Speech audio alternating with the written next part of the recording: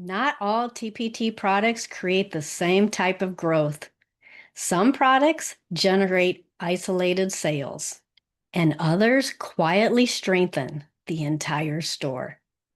Hi, I'm Shelley Antone.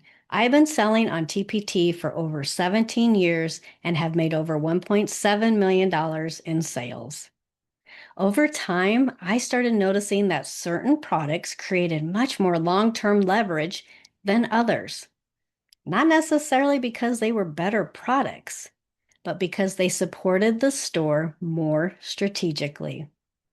Some products naturally create repeat buyers, stronger pathways, related purchases, and ongoing visibility. Others operate mostly in isolation. A teacher buys once, uses the resource, and never returns. That difference matters enormously over time because strong stores usually grow through connection. Products support other products. Visibility supports other visibility. Buyers continue moving through your store. That creates compounding growth. And compounding growth is very different from isolated sales. This was something I understood much more clearly later in my business. Early on, I focused mostly on creating, expanding, and adding more.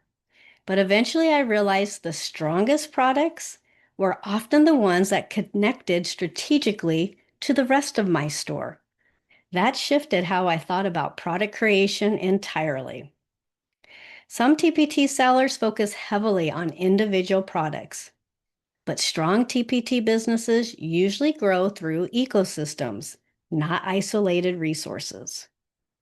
The goal is not simply to create products that sell. It is to create products that strategically support long-term growth.